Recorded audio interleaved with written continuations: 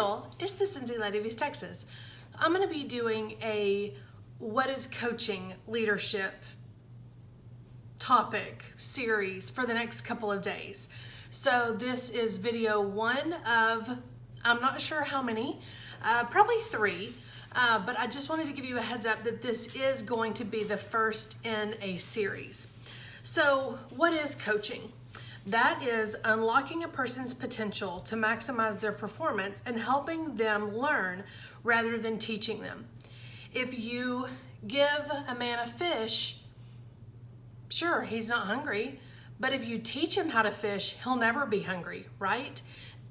Same thing as a leader or a coach with your team. Now, I have been going through a director certification program, and I'm not going to give you all of the information, but I just want to touch on certain things that I think every leader, whether you're in Cincy or not, every leader should be aware of these types of things. So coaches facilitate learning. Coaches are ones to ask a lot of questions, not tell people how to do things, what to do, where to find, all of that. They need to dig deep or make the other person dig deep by asking those questions. This can include opportunities for improvement, as well as opportunities for the person that you are coaching to set goals. Now, it's really, really important for you to figure out what your current state is. And I think this was my major aha moment for the certification program that I'm going through, is you need to figure out what your current style is. Are you a leader? Do you feel like maybe you're coaching, but are you really teaching? Are you really mentoring? Are you really consulting? Are you counseling? Are you offering therapy? I mean, honestly, you can think that you are the best leader ever, and what you're doing may be working, but I guarantee it could be more efficient and more effective if you back away from constantly being in teaching mode, constantly being in therapist mode, constantly being in consultant mode or consulting mode.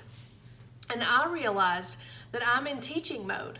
I feel like I'm forever adding people to my team, so I am teaching how to use the workstation, how to have parties, how to place orders, how to have recruiting combos, all the things, right? And that's fine, but there does come a point where when they reach that 70th day, they really have all the tools that they need, and they need to get out and they need to be self-sufficient with their business. So that's where you, as their leader, shift gears and move away from teaching and move into coaching. And that's where setting up bi-weekly, monthly, quarterly, however often you want to have coaching calls, that's where those come into play for your heavy hitters, for your consistent team members that you can tell are hungry for growth and hungry for knowledge. And that's where you are going to coach them to set new goals, facilitate how to reach those goals, and ask a lot of questions on what types of things they have done to get up to that point so that it clicks with them on how to go further. Does that help? Because that was a huge aha moment for me. I really don't deal with a lot of therapy. I don't have a lot of drama on my team page, and I am oh so thankful for that.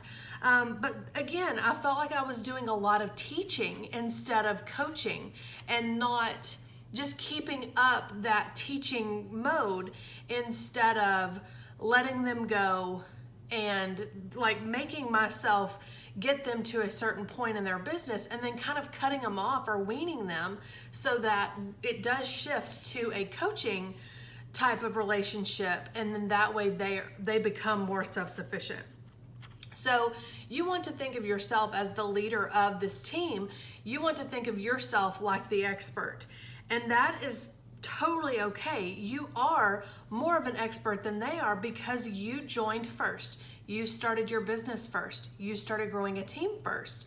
So they look at you like an expert, and it's okay for you to look at yourself as the expert too. Coaching also makes an assumption that they know something. They have at least gotten started. They've gotten a foothold with their business. And so you're past the point of teaching, you're past the point of consulting, you're past the point of therapy. Now you're moving on because they have the groundwork for some sort of knowledge in their business. So you're making the assumption that they at least know something. And then that is where coaching is completely appropriate in those types of relationships. So that is it for part 1. I will be back tomorrow with part 2 of our coaching certification recap, if you will, our little leadership series. So I will see y'all then. Bye.